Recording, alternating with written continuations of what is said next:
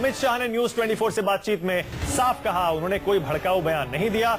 ध्रुवीकरण के लिए सोनिया गांधी, कांग्रेस, एसपी और बीएसपी जिम्मेदार हैं। अमित शाह के साथ पूरी बातचीत आपको रात 9:30 बजे दिखाएंगे, लेकिन फिलहाल दो मेहमान हमारे साथ हैं, प्रदीप जी और विनोद अग्निहोत्री। प्रदीप जी, अमित शाह का ये बयान कि भाई मैंने कुछ नहीं किया है, जैसे हम पहले भी सुबह भी बात कर रहे थे, सोच समझ के बयान दिया होगा उन्होंने, लेकिन अब बीजेपी इससे बच रही है। आपको लग रहा है एक तरफ शायद पोलराइजेशन की गंगा में हाथ धोने की कोशिश भी है और दूसरी तरफ बीजेपी अपने आप को उससे अलग भी कर।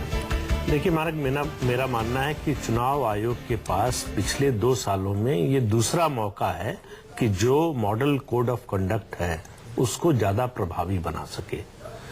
पहला उदाहरण था जब सलमान खुर्शीद ने उत्तर प्रदेश चुनाव के समय चुनाव आयोग को चुनौती दी कि मेरे खिलाफ एक्शन लेके दिखाओ, मुझे फांसी पे चढ़ा दो, लेकिन मैं तो बोलूंगा। तो चुनाव आयोग ने उसकी शिकायत राष्ट्रपति से की कि इनके खिलाफ एक्शन होना चाहिए। राष्ट्रपति ने उसको फॉरवर्ड किया प्राइम मिनिस्टर को और प्राइम मिनिस्टर ने कुछ नहीं किया, कुछ नहीं हुआ।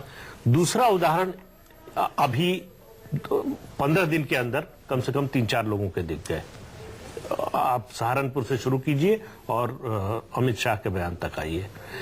तो अगर चुनाव आयोग को अपनी आचार संहिता को ठीक से लागू कराना है तो उसको एक एग्जेम्पलरी पनिशमेंट किसी को सेलेक्ट, तो एफआईआर तो करा दी है, हमको इससे मतलब नहीं कि किस पार्टी से, एफआईआर तो हो गई है, एफआईआर से बात नहीं बनेगी, बाकी काम तो पुलिस को करना, बाकी काम करना पड़ेगा। कोई अगर उम्मीदवार है तो उसकी उम्मीदवारी रद्द करने का, अगर कोई नेता है जो चुनाव नहीं लड़ रहा है, इस तरह का बयान देता है तो उसको प्रदेश से निकालने का या प्रचार से हटाने का, कोई इस तरह का जब तक एक्शन चुनाव आयोग की ओर से नहीं होगा तब तक ये बयानबाजी चलती रहेगी। सब अपनी सुविधा के अनुसार बयान देते हैं। ठीक है, लेकिन विनोद जी, जैसे हम सुबह भी बात कर रहे थे, अगर कार्रवाई होती है तो उसी अक्यूज को, उसी आरोपी को फायदा हो जाता है पॉलिटिकली, तो इसलिए एक तरह से ये अजीब सी बात नहीं है। नहीं, मुझे लगता है जो प्रदीप ने कहा मैं बिल्कुल सहमत हूं। सुबह भी हम लोगों ने बात कही थी कि इसकी चिंता चुनाव आयोग को या जो लॉ इन्फोर्समेंट करने वाली एजेंसीज है उनको नहीं करनी चाहिए कि इसका राजनीतिक फायदा क्या होगा, नुकसान क्या होगा। मतलब ये पूरी तो वही कहावत होगी, चोर से कहो चोरी करे, शाह से कहो जगते रहो, ऐसे नहीं चलेगा काम। काम ये होगा कि जो भी चुनाव आचार नहीं अमित शाह से नहीं, ये कहावत मैंने कही है शाह मतलब चौकीदार जो होता है उसके लिए है। तो ये जो है ये किससे काम नहीं चलेगा।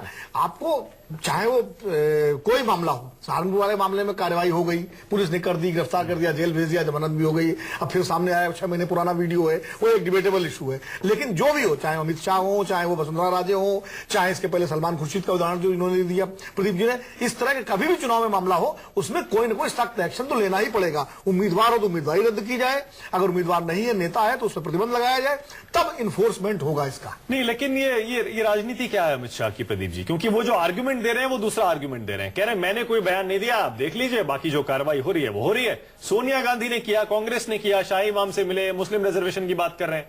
हाँ, तो ठीक है, सीधा सा आरोप उन्होंने दूसरी पार्टी पे डाल दिया कि शुरुआत वहां से हुई है और दूसरे पक्ष में भी पोलराइजेशन तो होगा। देखिए, उन्होंने किया, ये उनका आरोप सही है, लेकिन वो भी कर रहे हैं, ये वो मानने को तैयार नहीं। ये स्ट्रैटेजी उनकी राजनीति की है क्या?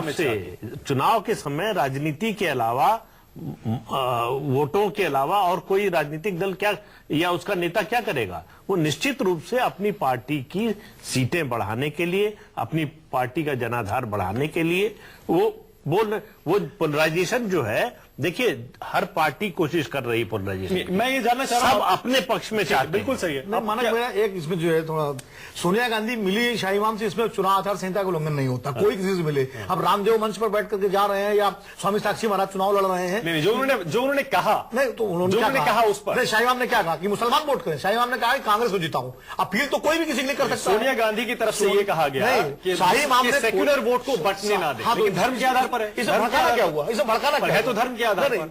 सेकुलर वोट का धर्म क्या? मुसलमान खाली सेकुलर है, बाकी सेकुलर नहीं है, हिंदू सेकुलर नहीं है। इससे मैसेज यही जाता है, मैसेज इसीलिए विरोध होता है, आधार पर वोट मांग रहे हैं। मैसेज आप ये देने की कोशिश कर रहे हैं जब स्वामी मुस्लिम वोट बढ़ेगा या वो सेकुलर वोट बढ़ेगा। चार जो विश्व हिंदू परिषद के हैं वो खड़े होकर के कहते हैं कि हिंदू समाज जो है एकजुट हो। अभी दो गलत मिलकर एक सही नहीं, वो भी गलत है। लेकिन शाही इमाम के बयान में कहीं मुसलमान, शाही बयान का इमाम नहीं, शाही इमाम का बयान नहीं, बयान वो जो सोनिया गांधी ने दिया शाह शाही इमाम से मिलते हैं। विनोद वही बात कह रहे हैं जो अमित शाह अपने पक्ष में बचाव में कह रहे हैं। अमित शाह का पक्ष नहीं ले रहा हूं, पक्ष ले रहा हूं। नहीं, पक्ष मैं कह रहा हूं कि अगर आप technically legal point of view में देखें तो शाही इमाम के बयान में या सोनिया कोई तमाम नेता मिल रहे हैं, रामदेव तो रोज उनके मंच पे जा रहे हैं और रोज अपील कर रहे हैं, तो ये कोई भगवा पहन करके ये या शंकर जी की मूर्ति लगा करके आप बनारस में भाषण दे रहे हैं, ये उस पर, तो ये कोई पोलराइजेशन नहीं हुआ। ऐसा लग रहा है प्रदीप जी, जब आप बदला लेने की बात कर रहे हैं, ऐसा लग रहा है जब आप बदला लेने की बात कर रहे हैं तब कहीं न कहीं बात, या मसूद ने जो कहा वो लेकिन ट्रिगर क्या है, इस तरह के बयान ट्रिगर क्या? अमित शाह को ये आर्गुमेंट किसने दिया कि भाई आप भी तो कर रहे हैं, शुरुआत आपने की है? क्या अमित शाह आपको लग रहा है, प्रदीप जी इसी तरह की एक कांग्रेस की तरफ से गलती का इंतजार कर रहे थे कि उसके बाद वो खुलकर सामने आ जाए? पार्टी इंतजार कर रही थी। देखिए इंतजार क्या कर रही थी, कांग्रेस को अगर आप देखिए तो कांग्रेस जयपुर अधिवेशन से लगातार कम्युनलाइज करने की, पोलराइजेशन करने की कोशिश कर रही है।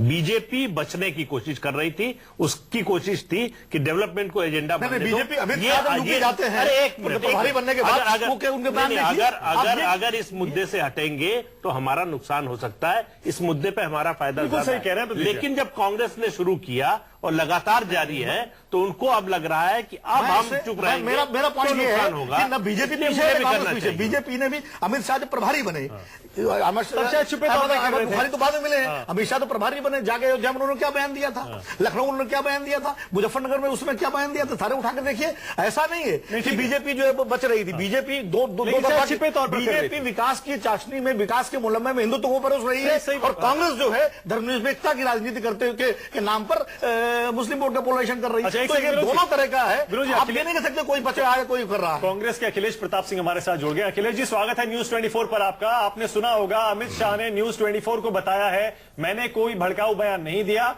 अगर ध्रुवीकरण किया है सोनिया गांधी ने किया है, कांग्रेस ने किया है, शाही इमाम से मिलकर मुस्लिम रिजर्वेशन की बात करके। आपका क्या रिएक्शन है सर? पहली बात कि भाई ये जो बीजेपी के लोग बोलते हैं यही सबसे होता है, यही संविधान होता है, यही कानून होता है, और इस पे किसी को सवाल करने का अधिकार नहीं होता है। आज भी देखिए प्रधानमंत्री पद के दावेदार हैं लेकिन जवाबदेही नहीं रहेगी। मीडिया उनसे ना जवाब करने की कहना नहीं चाहिए, कटु लगेगा, किसी ने उनसे सवाल भी नहीं करने का जरूरत की, और जवाब वो देते नहीं है, जवाबदेही उनकी नहीं है। अच्छा, जो अमित शाह कह रहे हैं उसका जवाब तो दे दीजिए सर। हाँ, तो यही मैं कह रहा हूँ कि वो जो कह रहा है बस वही सही है, उसके अलावा और कुछ सही नहीं है। अमित शाह जी को सर्टिफिकेट की जरूरत है क्या? अच्छा, आपको लगता है कानून ने कार्रवाई की है, हवा में की है, अभी तक अरेस्ट क्यों नहीं हुए? अच्छा, ठीक। भगत जो समाजवादी पार्टी सरकार की दिख रही है यूपी में, मैं पहले दिन से बोलता हूँ कि एक ही तरह की भाषा पे तुरंत FIR होता है, अरेस्टिंग होती है, तमाम और कार्रवाई होती है। लेकिन यूपी में इन्होंने बोला, राजस्थान में वसुंधरा राजे सिंधिया ने बोला, जबकि उससे पहले जो सज्जन बोले थे वो election model code of conduct के पहले बोले थे। फिर भी कानून ने अपना काम किया, हमें उस पर एतराज नहीं है, जो भी ऐसा करे कानून सबके साथ बराबर है। ठीक है अखिलेश जी, लेकिन क्यों है अखिलेश जी, लेकिन एक हथियार तो आपकी पार्टी ने दे दिया है अमित शाह को, उन्होंने बयान जो भी दिया हो उसकी बात नहीं कर रहे हैं, लेकिन हथियार तो दे दिया है, वो यही आर्गुमेंट दे रहे हैं, कह रहे हैं हमने ध्रुवीकरण नहीं किया है, कांग्रेस ने शुरुआत की है, शाही इमाम से आप मिले, मुस्लिम रिजर्वेशन की बात आपने की है। शाही इमाम पहले तो देखिए जितने भाजपाई हैं झूठ बहुत बोलते हैं। शाही इमाम जी ने अपॉइंटमेंट मांगा था सोनिया से वो मिलने गए थे। कोई भी रोज बीजेपी के पक्ष में पिछले साल 2-3 साल से हर धर्म गुरु बोलता है, हिंदू समाज का, सनातन समाज का, लेकिन कभी हम लोगों ने एतराज नहीं किया, क्योंकि हर किसी की अपनी जो है स्वतंत्रता है, अभिव्यक्ति की आजादी है, वो कहे, हम सबकी मानते हैं, लेकिन क्या किसी के कहने से जनता वोट दे देती है? चलिए ठीक है, बहुत बहुत शुक्रिया अखिलेश प्रताप सिंह जी न्यूज 24 से बातचीत करने के लिए। लेकिन वाकई सवाल तो है, क्या सोनिया गांधी ने जब शाही इमाम से समर्थन मांगा, मुसलमानों का समर्थन मांगा, तो क्या वो धर्म के आधार पर वोट मांगना नहीं था? सवाल तो खड़ा ही है। पर बीजेपी अमित शाह के बयान पर क्यों कन्नी काट रही है? सीधे आपको बीजेपी दफ्तर ले चलते हैं। अमित कुमार हमारे साथ मौजूद है। अमित, बीजेपी का घोषणा पत्र जारी हो रहा था, आप वहां भी मौजूद थे, सवाल पूछा गया, जवाब नहीं दिया गया। बाद में आपने मुरली मनोहर जोशी से अलग से बातचीत की, उसमें भी जवाब नहीं मिला। आपको लग रहा है कि अमित शाह और ये भड़काऊ बयान, ध्रुवीकरण, इससे फिलहाल पार्टी सेंट्रली, केंद्रीय नेतृत्व खुद को अलग रखना चाह रहा है विकास के मुद्दे पर?